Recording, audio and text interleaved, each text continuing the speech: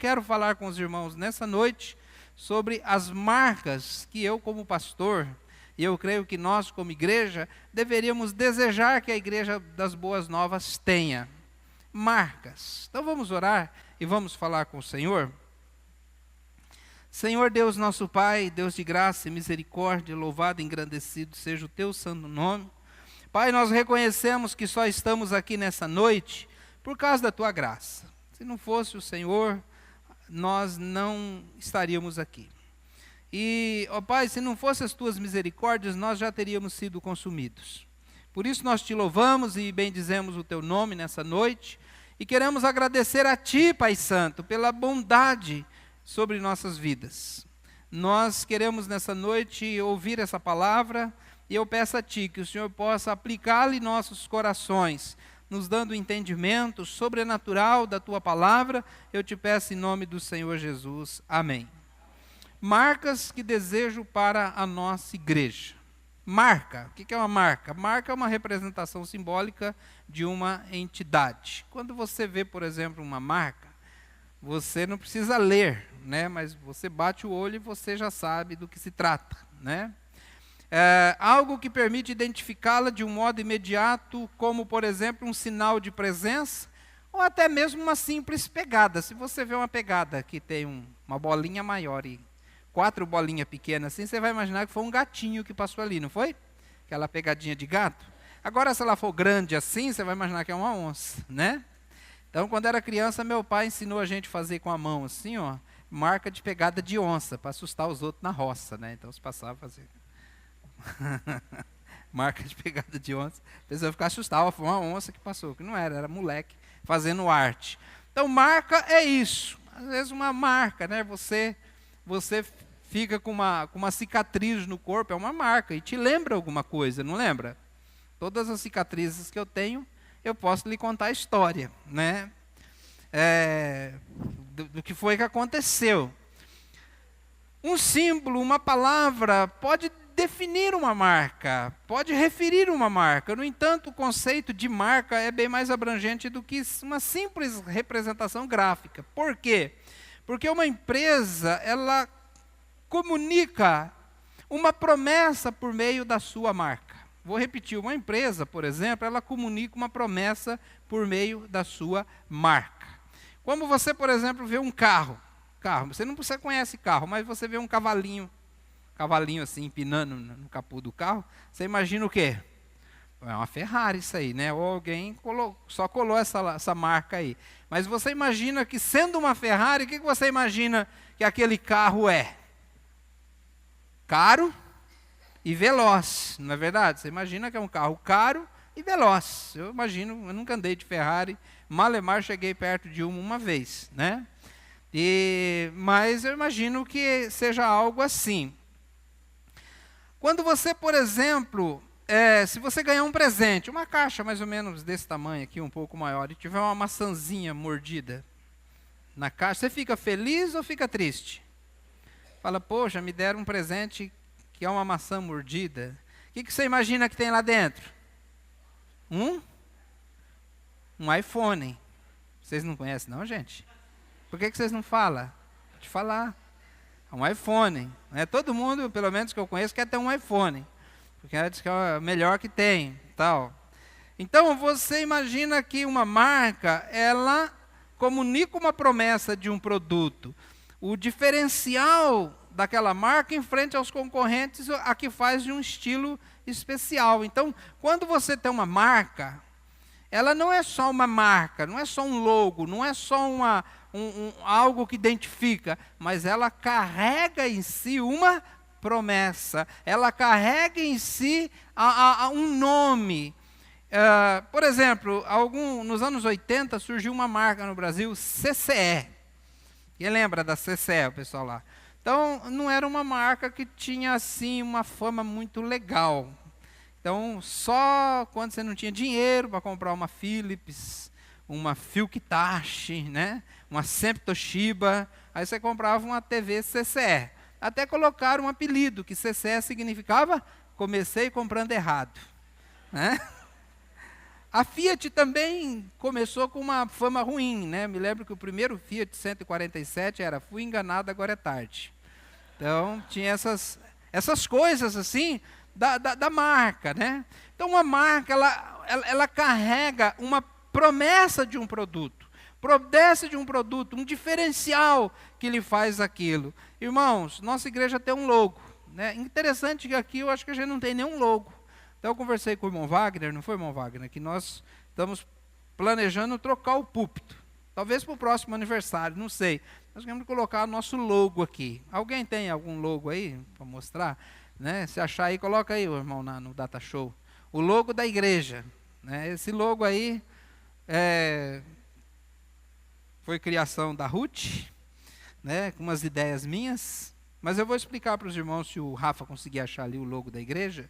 Colocar ali, nós temos um logo. Mas, irmãos, o que nós queremos não é só um logo. O que nós queremos são qualidades, ou não, né? Às vezes um logo não carrega qualidades. Às vezes, como a CCE, você olhava lá, via lá aquela TV bonita, chegava CCE. Falei, não quero começar comprando errado. Né? Realmente os produtos eram de baixa qualidade. Depois melhorou, mas a estigma ficou até, eu acho que o final, acho que não existe mais CCE. Né? Tem mais não, né? Então, quando você vê aquela marquinha, você imagina, isso aqui é coisa boa, né? Eu olhei a irmã Viviane e lembrei, né? Você fala, Electrolux, essa marca é boa, né, Viviane? Essa é da hora, né? Tem a Brastemp, que é a concorrente, é a mesma empresa, não? É a concorrente mesmo? Então, falando assim, o pessoal até pegou aquele negócio, não é uma Brastemp, mas quebra o galho. Então, às vezes, irmãos, nós temos que gerar a confiança daquilo que nós somos. A Igreja Batista Boas Novas não é uma marca, eu só estou usando isso como exemplo, os irmãos estão entendendo. Nós somos uma igreja, um corpo vivo de Cristo Jesus. Porém, eu creio que nós devemos desejar algumas marcas de qualidade, algo que identifica. Achou, Rafa? Achou não? No Facebook tem, viu? Facebook da igreja tem. Se você conseguir achar lá.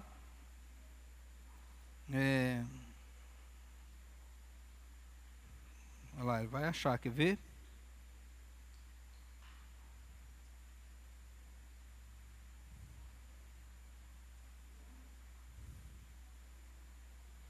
Tem aí ou não?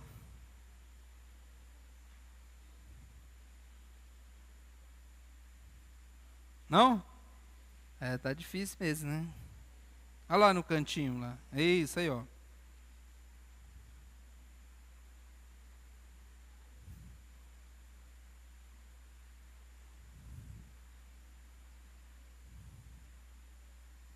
Tá, pode deixar, Rafa. Não esquenta a cabeça, não. Depois a gente... Se no final você achar, tá bom? Senão o povo vai ficar agoniado, querendo... Ah lá, o pessoal está nos envelopes ali, levantando.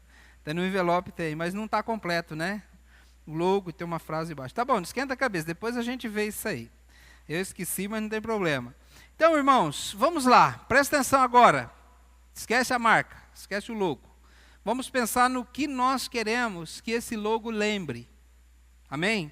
O que você lembra? O que te vem à mente quando você pensa Igreja Batista das Boas Novas? Quando você pensa numa igreja como a nossa, o que você quer? O que nós queremos que essa igreja lembre?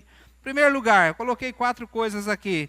Que seja uma igreja alegre e acolhedora. Repita comigo. Igreja e acolhedora. Uma igreja alegre e acolhedora. Irmãos, abra sua Bíblia em Romanos, capítulo 15. Romanos, capítulo 15.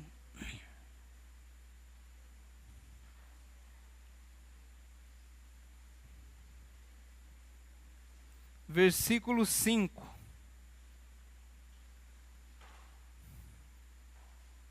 Romanos 15, 5. Na verdade... vamos ler o versículo 1 e 2 também. Romanos 15, 1 e 2. Achou aí, Rafa? Esse aí, né? Olha lá. Pode deixar aí. Está pequenininho, mas está bom. Né? Então é uma coroa, tá certo? É formada por pessoas de mão dadas. Tá bom? Então é uma coroa formada por pessoas de mãos dadas, que nós temos também um slogan, né?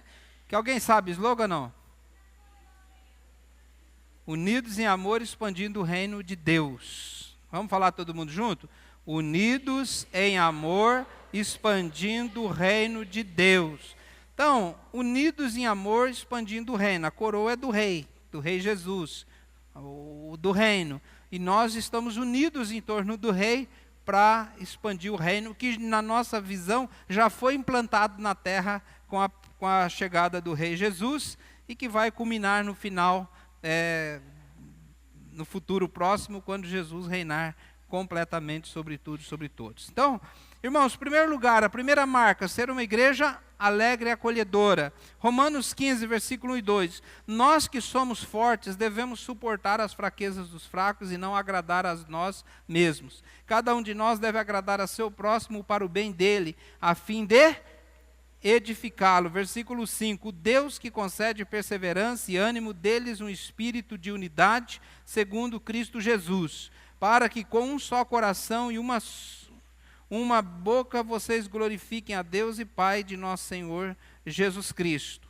Portanto, aceitem-se uns aos outros, da mesma forma como Cristo os aceitou, a fim de que vocês glorifiquem a Deus. Então, irmãos, eu creio que eu não vou entrar em muitos detalhes nesse ponto, nem nos outros, por causa do nosso tempo, mas depois nós vamos continuar falando sobre esses pontos aqui. Mas, irmãos, uma pessoa, ela decide-se por uma igreja, a via de regra, por causa da acolhida que essa igreja lhe dá.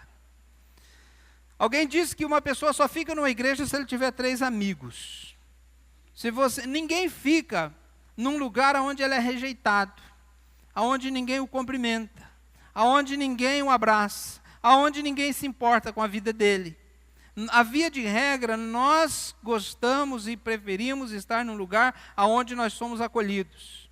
Ninguém fica numa igreja onde não consegue fazer amizade, onde é um peixe fora d'água.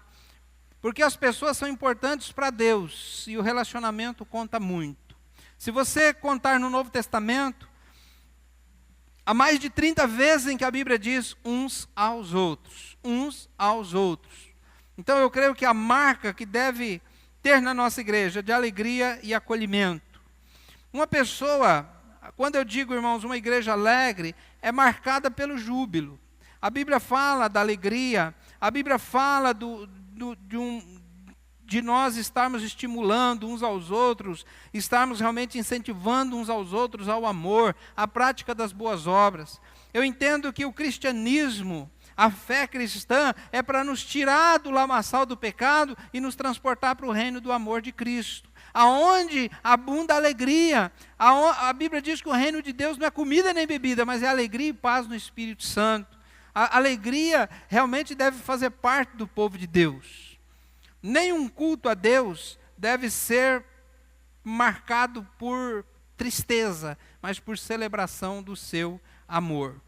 Então, quando nós falamos uma igreja alegre e acolhedora, aonde as pessoas vêm, e pode até estar com tristeza no seu coração, mas ele sai daqui alegre, porque a alegria é contagiante. É ou não é? A alegria é contagiante. Então, meus irmãos, aonde as pessoas são tratadas como gente, não como número. É uma coisa que nós não queremos. Tratar as pessoas como números. Quantas pessoas tinha na sua igreja? Tem tantos membros, né? Nós não queremos tratar as pessoas como números. Uma recepção aonde, e quando digo recepção, não estou falando do ministério da recepção, no sentido de que eles são responsáveis por isso. Eles estão ali para organizar a entrada e saída, para organizar a recepção num sentido mais formal, mas quando eu digo recepção, estou falando da Igreja Batista Boas Novas, no sentido de nós realmente nos alegrarmos quando alguém vem estar conosco. Já disse para os irmãos, eu não acredito em visitante, eu acredito que pessoas vêm aqui pela primeira vez. Tome cuidado, você está aqui pela primeira vez, provavelmente você vai ficar. O irmão Haroldo e a Débora não está aqui hoje porque ele fez arte, né? Foi subir numa árvore, caiu, quebrou o pé e tal, então não está aqui hoje. Pois, mas eles vieram aqui da igreja, eles moram lá do outro lado da cidade, vieram aqui, frequentaram o culto, aceitaram a Jesus como Salvador, e por amor a eles, por cuidado e preocupação, indiquei uma igreja perto da casa deles. Eles foram lá, foram bem recebidos, o pastor deu atenção, uma igreja muito boa, que prega o evangelho da palavra de Deus, porém eles já tinham sido contagiados com o amor que tem aqui nessa igreja. E eles falaram assim: pastor, o senhor desculpa a gente, mas a gente não vai sair da igreja. Falei: é longe, irmão, não tem problema, a gente paga o preço, e tem pagado, e tem frequentado os cultos aqui conosco. Então eu não acredito assim que você deva chegar em alguém e falar assim: olha, você veio aqui, é um visitante. Não, irmãos. Quando chega uma criança nova, nasce na casa lá, um bebezinho nasce, você chega lá e fala assim: ó, a primeira vez que você está aqui na casa, você veio da maternidade, chegou aqui, você é um visitante aqui, é assim que a gente fala? Claro que não, você recebe ele, fala: olha, seja bem-vindo à casa, seja bem-vindo ao lar. Assim eu acredito que todas as pessoas que têm chegado aqui, nós temos que tratá-los como não visitantes, mas tratá-los como a primeira vez, e queremos que aquela boa impressão possa permanecer. Portanto, nós como igreja, por isso eu insisto, irmãos, olha, cumprimentem uns aos outros, abrace pelo menos 5 irmãos, antes de sair do culto, leve isso a sério, é algo divino, é algo bom, é exemplo que Jesus nos deu. Agora, o visitante precisa sentir que ele não é aquela recepção que diz: olha, nós nos importamos de verdade com você, não é aquela recepção de banco. Se você, o gerente, te oferecer um café, é porque você tem grana e ele está interessado nela. Porque uma vez eu fui no Banco Bradesco, assim que eu casei, eu não tinha grana nenhuma. E sabe o que o gerente me disse? Ele falou: você não tem o perfil que interessa o banco. Eu estou magoado até hoje. Chateado até hoje. Eu já tive conta no Banco Nacional, no Banco Itaú, no Banco Unibanco, já tive Banco do Brasil, mas nunca mais abri uma conta no Bradesco. E se um dia eu ficar rico, eles estão perdidos. Talvez não vá ficar rico, mas estou brincando, irmãos, isso é só piada.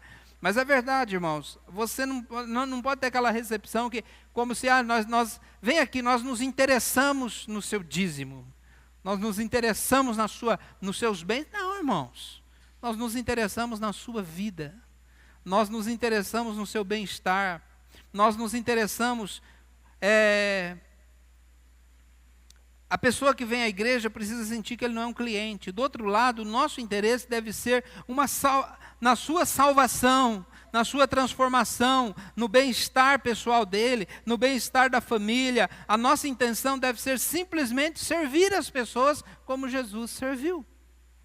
E não demonstrar que nós temos aquele interesse naquela pessoa. Tiago disse lá na epístola, ele falou: olha, se chega a entrar uma pessoa bem pobre na igreja, que tem vestes velhas e gastas, apesar que hoje, às vezes uma pessoa entrar com a calça toda rasgada, às vezes é porque ele tem dinheiro, né, para comprar uma grife. Mas vocês entenderam, uma pessoa com vestes gastas entra lá e chega um com finas joias. Vamos trazer para o nosso dia de hoje? Desce um no ponto de ônibus ali, com um sapato bem simples, roupa simples, veio de ônibus para a igreja. Aí chega uma família de Hilux, encosta aí e tal. Aí você fala para o outro, fala assim: ó, senta aí, acha uma cadeirinha no fundo aí, ou ali fora, né? Ou senta no chão, lá Tiago diz: senta no chão mesmo aí, que eu tenho que dar atenção para aquele cara que está chegando ali agora. Aquele tem algo a me oferecer. Claro que a igreja não é assim, irmãos. Não é para ser assim. Muito pelo contrário. Nós devemos dar atenção para todos, no interesse de abençoar suas vidas. Agora, presta atenção. Às vezes, tem um pessoal que vive de pedir coisa em igreja. Presta atenção no que eu estou falando, para você depois não confundir as coisas. Tem gente que tem uma profissão, é meio quase que uma profissão assim, viver de pedir coisa em igreja. Nós não damos, né? Esse tempo atrás estava aqui no culto, louvor. Aí um jovem veio e falou: tem um homem ali fora que está muito desesperado, para o senhor orar pela esposa dele. Saí do culto, fui lá, falei: o que está acontecendo? Ele chorando, fazendo um teatrão bem legal, quase que mereceu o Oscar. falando assim, minha esposa está muito mal, pastor, tal. Falei, você quer que eu ore por ela, para ela ser curada? Ele falou, aí eu preciso de R$20 também. Certo. Falei, R$20 eu não tenho, não dou. Quer que eu ore por ela? Ele falou, não tem nem o que comer. Aí os jovens estavam fazendo pizza, fui lá, consegui uma pizza quentinha, até eles comeram mais quente do que os jovens. Tá quentinha, eu falei, quer uma pizza? O menino falou, eu quero, estava com o menino junto. Aí ele falou, tá bom, muito obrigado, Deus abençoe, tchau. Eu falei, e a oração? Não vai querer mais não? A oração pela mulher? Então, quer dizer, a gente que é pastor, não é que é ruim. Mas, irmão, a gente está calejado de ver coisa acontecendo na porta da igreja. Se você chega lá, porque tal coisa aconteceu, porque não sei o que lá, porque não sei o que lá. A gente identifica. Agora, as pessoas que fazem parte do corpo da igreja, é diferente. E nós temos que realmente agir dessa forma. Então, em primeiro lugar é isso, uma igreja alegre e acolhedora. Uma igreja que acolhe, uma igreja que ama de verdade. Meus irmãos, João falou, se você não consegue amar o seu irmão a quem vê, você não ama a Deus a quem você não vê. Deixa de ser hipócrita, deixa de ser fingido. Né? Não adianta você falar, eu amo a Deus. Como o Célio pregou quarta-feira aqui, mas às vezes tem um irmão ali no ponto de ônibus, tomando chuva, não para oferecer uma carona. Como está o amor de Deus no nosso coração? Segundo lugar, ser uma igreja onde o poder de Deus se manifesta. Ser uma igreja onde o poder de Deus se manifesta. Abra a sua Bíblia em Atos, capítulo 4. Atos, capítulo 4, versículo 24.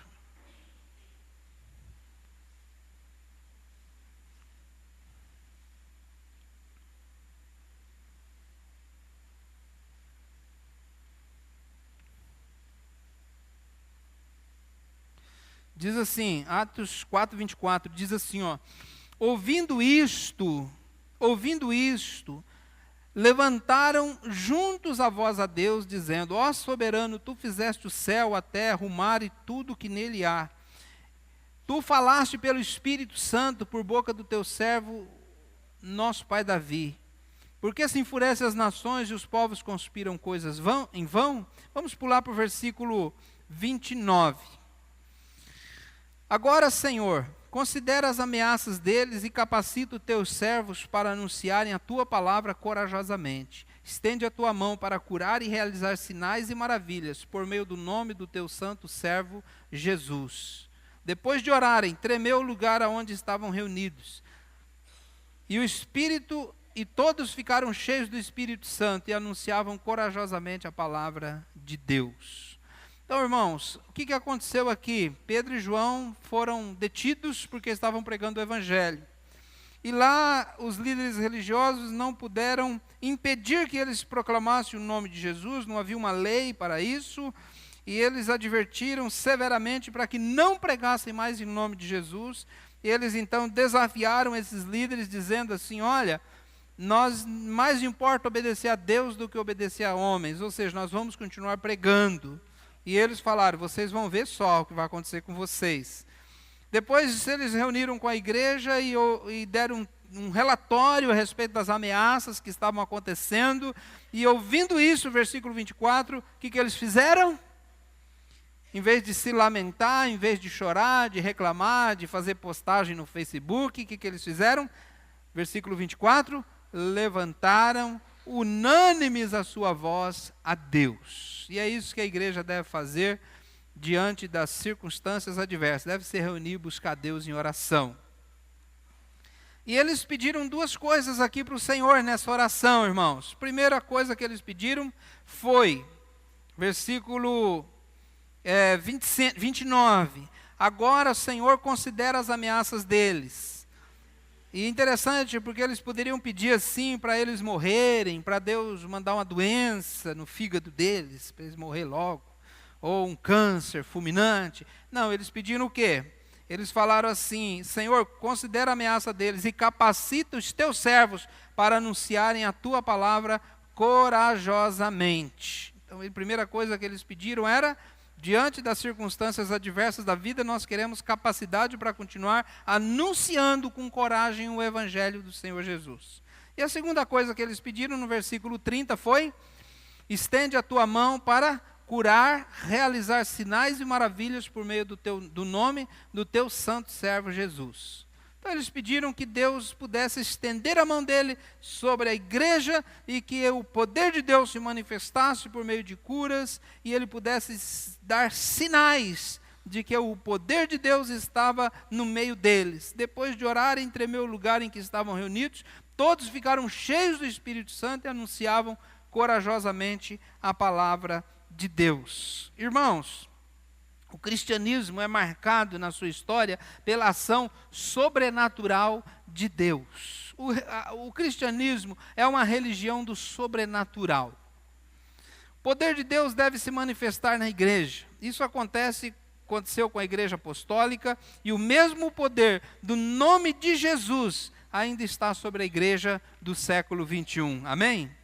Nós devemos querer que o poder de Deus se manifeste em nossas vidas, em nossas células, em nossos cultos, enfim, se manifeste em nossa igreja. Irmãos, o poder de Deus se manifesta por meio de conversões que promovem mudança radical de vida, orações respondidas, uso de dons espirituais, até curas de enfermidades. O poder de Deus se manifesta por meio da vida dos salvos, o poder do Espírito Santo. O poder de Deus que ele dá à igreja é um sinal de que Deus está conosco. Em Marcos 16, 17, a Bíblia diz, Jesus prometeu, ele falou, aquele que crer e for batizado será salvo, aquele que não crer será condenado. Ele falou, e estes sinais seguirão os que crerem. O que é um sinal, irmãos? O que é um sinal? É uma identificação, é uma marca, é aquilo que identifica. Quando Jesus Cristo veio à terra, havia sinais para identificar a sua messianidade. Quando os apóstolos começaram a pregar, haviam sinais de que eles falavam em nome de Jesus. Numa certa ocasião, os inimigos deles reconheceram que eles haviam estado com Jesus. Quais são os sinais de que essa igreja tem o Espírito Santo? De que essa igreja realmente carrega em si o favor de Deus, a bondade de Deus sobre nossas vidas? Meus irmãos, nós devemos orar, e eu tenho orado, para que Deus estenda a sua mão sobre o meu ministério, alargue minhas fronteiras, para que Deus possa me usar como instrumento nas suas mãos, para que o poder de Deus se manifeste nas células. Tenho procurado encorajar os irmãos a orarem com mais fé, aguardando realmente uma revelação do poder de Deus em suas vidas. Se o poder de Deus não acompanhar a ação da igreja, nós viraremos uma faculdade, não uma igreja, aonde só ensino, mas aonde o poder não se manifesta. Meus irmãos, eu prezo muito pelo ensino, e é o meu próximo ponto. Porém, eu creio que nós devemos querer que o poder de Deus se manifeste, trazendo a libertação de pessoas oprimidas pelo demônio, trazendo o esclarecimento sobrenatural do evangelho à mente das pessoas. O apóstolo Paulo falou lá em 1 Coríntios, capítulo 2, falou, a minha pregação e o evangelho que eu preguei não foi uma demonstração da eloquência humana, mas foi uma demonstração do poder de Deus. O problema que Jesus Cristo mesmo denunciou, que a incredulidade barra o poder de Deus. Tiago disse muitas coisas que nós não alcançamos em nossa vida, porque nós não pedimos.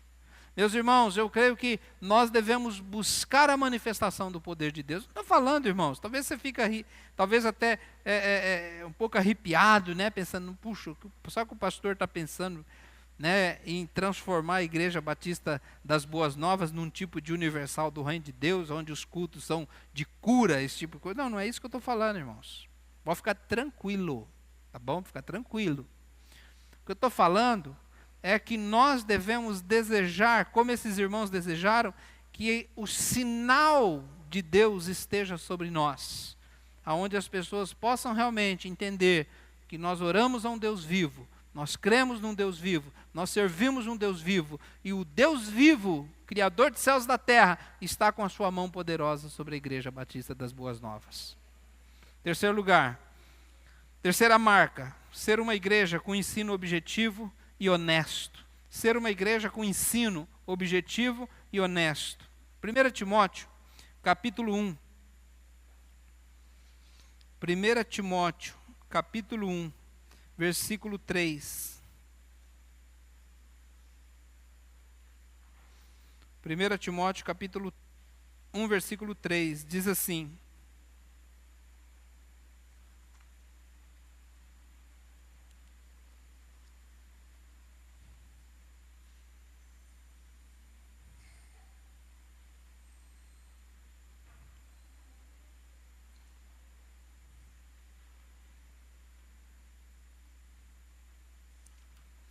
Primeira Timóteo capítulo 1, versículo 3, amém, irmãos? Partindo eu para a Macedônia, roguei-lhe que permanecesse em Éfeso, para ordenar a certas pessoas que não mais ensinem doutrinas falsas, e que deixem de dar atenção a mitos e genealogias intermináveis, que causam controvérsia em vez de promoverem a obra de Deus, que é pela fé. O objetivo dessa instrução é o amor que procede de um coração puro, de uma boa consciência e de uma fé sincera. Alguns se desviaram dessas coisas, voltando-se para discussões inúteis, querendo ser mestres da lei, quando não compreendem nem o que dizem, nem as coisas acerca das quais fazem afirmações tão categóricas. Então o apóstolo Paulo estava tratando um problema na igreja aqui de Éfeso. Algumas pessoas que eram judaizantes estavam impregnando o ensino judaizante dentro da igreja, e o judaísmo era muito apegado às genealogias. É um assunto que Paulo disse, isso não acaba nunca chega aquelas genealogias intermináveis, e ele disse que esse tipo de assunto dentro da igreja causava o quê? Controvérsia, em vez de promover a obra de Deus, que é pela fé. Portanto, meus irmãos, o objetivo dessa instrução, ou seja, o objetivo da pregação, do ensino, é promover o amor. Então o apóstolo Paulo fala aí que o objetivo da pregação é promover o amor. Só isso. Promover o amor. Por quê? Porque é isso que a palavra de Deus nos ensina, desde o decálogo de Moisés, os 10 mandamentos lá, até nos ensinos de Jesus Cristo no Novo Testamento. O que os 10 mandamentos nos ensinam? Amarás o Senhor teu Deus e o próximo, como a ti mesmo. Jesus falou isso. Os apóstolos ensinaram isso. Então, o objetivo da instrução bíblica não é o conhecimento intelectual, mas é a transformação do coração. A transformação do coração. Paulo fala aqui, olha, o objetivo dessa instrução é o amor. Então esse amor ele deve proceder de um coração puro, de uma boa consciência e de uma fé sincera. Falou, alguns se desviaram dessas coisas e voltaram-se para discussões inúteis. Às vezes uma controvérsia que promovem é o desabor da obra de Deus. Infelizmente, irmãos, quando nós desviamos nosso coração de um ensinamento puro e sincero do Evangelho, que promove a transformação dos crentes. O ensino da igreja deve promover transformação nas vidas e não apenas o conhecimento intelectual, como eu já disse. Por isso o ensinamento deve ser claro e objetivo, de tal forma que leve as pessoas a serem transformadas à imagem do Senhor Jesus Cristo. Imagino que o ensino deva ser sem rodeios e sem acessórios desnecessários, que não tem nada a ver com o ensinamento do Evangelho. Precisamos ser claros e transparentes em nosso ensino, principalmente ser honestos em nossa interpretação bíblica. Tenho para mim que, ao pregar uma mensagem, eu não deva ter nenhum tipo de motivação de fazer a igreja praticar algo que eu quero que a igreja pratique, mas de fazer a igreja praticar o que a palavra de Deus quer que ela pratique. Isso é ser um ensinamento honesto. Não interpretar a Bíblia à luz do meu container religioso, mas interpretar a palavra de Deus realmente à luz do Evangelho que visa a transformação das vidas. Ser uma igreja, outra marca, ser uma igreja que leva a santificação a sério. Irmãos, quem quer Jesus, ele quer também sair da vida de pecado. Quem quer Jesus quer sair da vida de pecado. Talvez tenha alguém aqui essa noite que não seja crente ainda, seja convertido ainda. E por que é que está aqui? Por que que veio aqui? Porque alguém lhe convidou, mas lá no íntimo deve ter algum motivo a mais que você esteja procurando encontrar na sua vida. Agora, eu imagino que se nós aceitamos a Jesus como nosso Salvador, nós queremos sair de uma vida de pecado.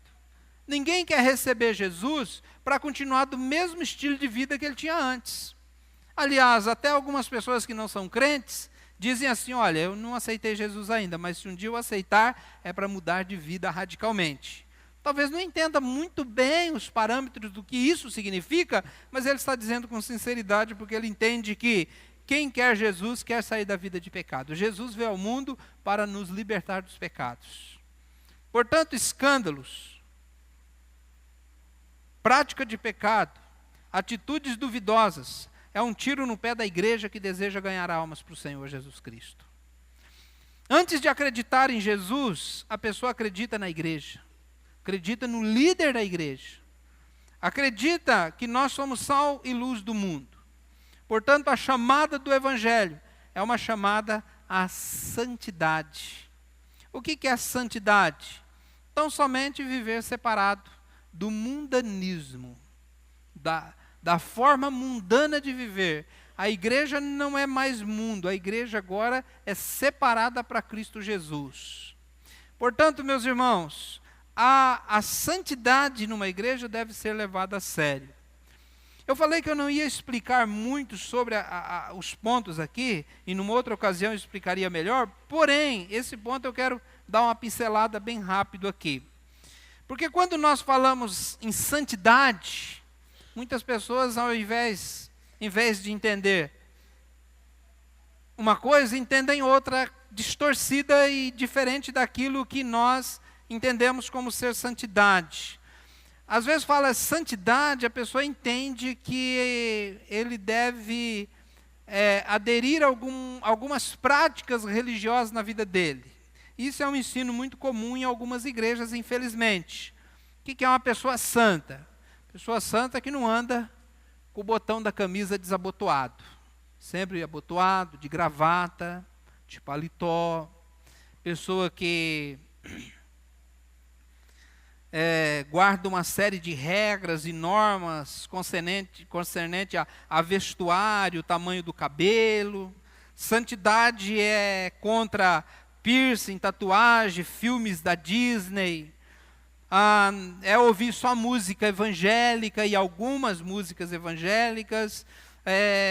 Santidade tem a ver com nunca ir à praia, não pôr biquíni nem maiô, ou não jogar futebol, ou ir em campo de futebol. Santidade tem a ver com viver orando, jejuando, isolado dos outros, não assistir televisão, não assistir filmes na televisão, andar de paletó e gravata. E para muitos a santidade está ligada a esse tipo de coisa. Mas quando eu digo, irmãos, aqui, que nós devemos ser uma igreja que zela pela santidade, eu não estou falando disso. Estou falando de uso e costume. Estou falando de tamanho de saia, tamanho de cabelo, de tirar a sobrancelha, não tirar a sobrancelha, usar maquiagem, não usar maquiagem, não é esse tipo de coisa. Tanto porque, irmãos, eu entendo que o crescimento em Cristo, presta atenção no que eu vou falar agora. O crescimento em Cristo Jesus nos leva a uma maturidade espiritual, a buscar o reino em primeiro lugar. Às vezes a pessoa fala, mas eu gosto disso, gosto daquilo. Às vezes é o interesse do momento da pessoa naquilo. Eu não quero, estou aqui, irmãos, eu não quero ofender ninguém.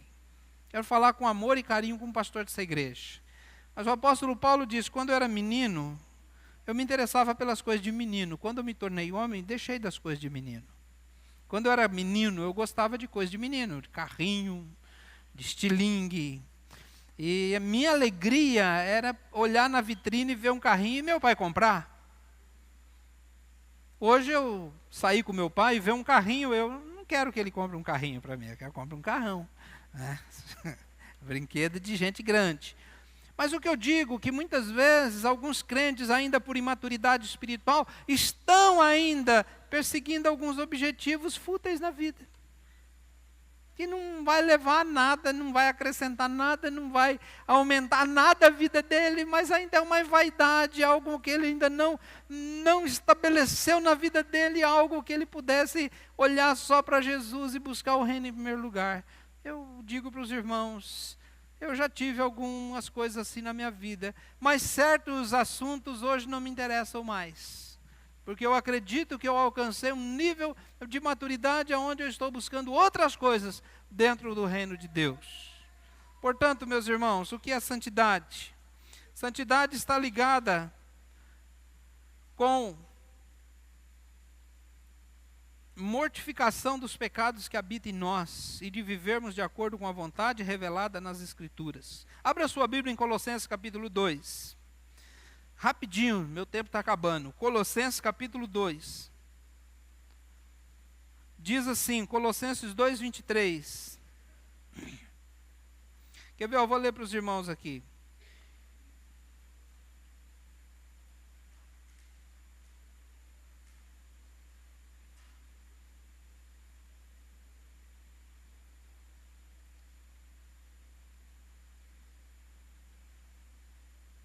Ele diz assim, vamos começar a ler no versículo 20, ele diz assim, Colossenses 2:20, já que vocês morreram com Cristo para os princípios elementares deste mundo, por que é que vocês estão como se ainda pertencessem a Ele?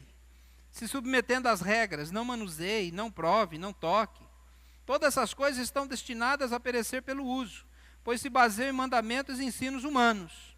Essas regras, presta atenção, essas regras têm de fato aparência de sabedoria, com sua pretensa religiosidade, falsa humildade e severidade com o corpo, mas não tem valor algum para refrear os impulsos da carne. Então o que é a santificação? É você limpar teu coração de dentro para fora, para que as suas ações sejam feitas de acordo com a vontade de Deus. Por exemplo, Romanos capítulo 6 fala sobre isso. E ele diz que o poder da ressurreição triunfa sobre o pecado e sobre a morte. E que nós então sabemos que fomos crucificados com Cristo, Romanos 6,6. Nos consideramos mortos para o pecado e vivos para Deus, Romanos 6,11. Não permitamos que o pecado reine sobre nós, Romanos 6,12. E nos oferecemos a Ele como escravo, Romanos 6,13. Experimentando a vitória sobre o pecado, Romanos 6,14. Aleluia, glória a Deus. É algo que realmente vem no nosso coração, na sinceridade de permitirmos que Cristo seja formado em nós. Por exemplo,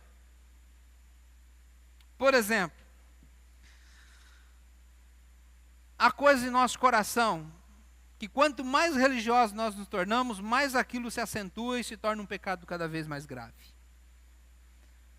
Esses dias eu estava orando a Deus e eu me propus, irmãos, a examinar meu coração, como a Bíblia diz. Examinar meu coração e permitir Deus me transformar de dentro para fora.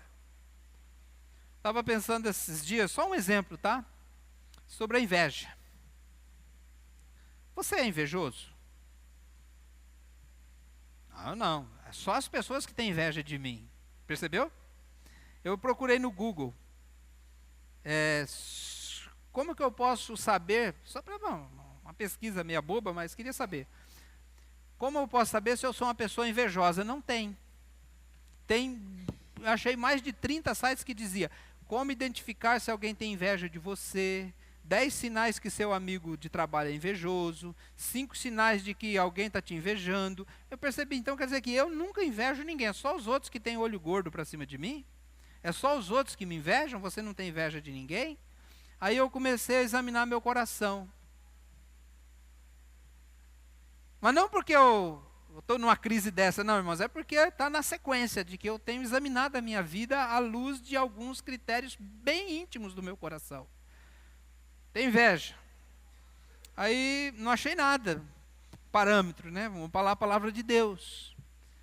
Então, quando nós examinamos a nossa vida e nós queremos nos conformar a Deus, temos que examinar friamente o nosso coração, porque a aparência não engana Deus. A aparência não engana Deus, Deus vê o que está no nosso coração. Irmãos, outra coisa, as nossas motivações. Filipenses 2:3 diz: nada façais por ambição egoísta ou por vaidade, mas por humildade considerai os outros superiores a si mesmo. E eu escrevi esse versículo no meu caderno de oração, e dia após dia eu oro, peço a Deus para me ajudar. E aí eu comecei a examinar a minha vida. Ele diz: nada façais por ambição egoísta, motivado por uma ambição egoísta. O que é uma ambição egoísta? Se eu tiver algum lucro, se eu tiver alguma vantagem, se eu levar algum lucro nisso, eu faço, senão não faço. O negócio é tão sutil, irmãos, que acontece dentro do nosso coração. Por isso que Jeremias diz: enganoso é o coração, desesperadamente corrupto, mais do que todas as coisas, quem o conhecerá? E Jesus Cristo, pelo Espírito Santo, tem que limpar o nosso coração dessas coisas. E ele diz: nada façais por vaidade. Às vezes, irmãos, nós fazemos as coisas por vaidade. Jesus falou que os fariseus oravam por vaidade, davam esmola por vaidade, para se engrandecer diante dos homens, para que as pessoas pudessem avaliar a sua vida e ver como ele era uma pessoa superior às outras. Mas se realmente quisermos santificar a nossa vida, nós temos que começar de dentro para fora. De dentro para fora. Examinando profundamente o nosso coração e rendendo todas as áreas da nossa vida diante do Senhor. E eu fico surpreso, irmãos, como Deus tem sido gracioso na minha vida, me dando revelação de algumas coisas que preciso mudar. Uma igreja que tem a oração como estilo de vida. Estou terminando. Irmãos, eu vou ser bem breve aqui, porque eu tenho falado muito desse assunto. A oração, ela é como essa lâmpada. Essa lâmpada está acesa, está viva. Por que ela está acesa, está viva? Porque tem fios ligados nela. Depois, se tiver alguma dúvida, pergunta para o irmão Adelso, que ele é eletricista. Esses fios estão ligados no interruptor. Né? O interruptor chama interruptor porque ele interrompe a energia, não é isso, Adelso? Confirma ou não? Agora, essa energia que chega ao interruptor vem lá do relógio. Não é isso, Adelso? Vem lá do relógio. E a energia que chega no relógio vem do poste. Mas você acha que poste gera energia? Não, meus queridos. Ele vem de uma... Como é que chama, Adelso? Vem de uma... Ajuda eu aí. Não é usina. É um lugar que tem bastante torre, poste misturado. Como é que chama? Uma estação, um negócio assim. Agora, a estação não gera energia. Essa energia, ela vem lá da usina. Alguém sabe de qual usina a energia que está alimentando essa lâmpada vem? Alguém sabe ou não? Furnas, Minas Gerais? Olha, energia mineira aí, ó, que benção.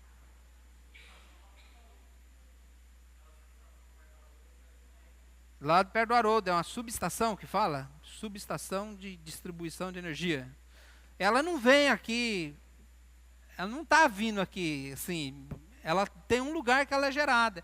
Então você imagina, meus irmãos, que essa lâmpada está acesa porque ela recebe energia que vem dos fios, vem da hidroelétrica por meio dos fios para chegar aqui. Agora você acha que nós temos vida em nós mesmos? Não, irmãos, a nossa vida vem de Deus. Por meio da oração que recebemos do Pai Celestial. Então o poder, o crente se mantém vivo pelo poder de Deus que é recebido por meio da oração. Eu realmente tenho estudado a história da oração e tenho percebido que todos os avivamentos, tudo aquilo que Deus tem feito, todos os grandes líderes, todas as igrejas que impactaram a humanidade, foram crentes, foram igrejas, foram movimentos de oração. Meus irmãos, a oração ainda não é um hábito da Igreja Batista das Boas Novas. Nós estamos reunidos aqui como igreja. Mas eu não sei se todos vocês têm um hábito de oração na sua vida particular. Nós temos alcançado grandes vitórias nessa área. Por exemplo, culto de oração, domingo às 6 horas, está cada vez mais frequentado. Cada vez mais frequentado. Mas ainda não é todos que vêm. E quando todos vierem, como diz aquele cântico, né, em fervente oração, ele diz, quando tudo deixares aos pés do altar. Então, quando toda a Igreja Batista das Boas Novas, unânime levantar sua voz a Deus num propósito de entregar tudo a Deus e de permitir que o poder de Deus haja, essa igreja vai ter um avivamento sem precedentes. Precisamos orar, irmãos. Outra coisa, precisamos perseverar em oração. Deixa eu falar uma coisa. Tem pessoas que se animam, falam, agora eu vou para a academia. E chega na academia e faz 3 horas de treinamento intenso. E depois não vai mais. Isso resolve alguma coisa, irmãos? Faz até mal. O que resolve? O que resolve? É a perseverança. A perseverança.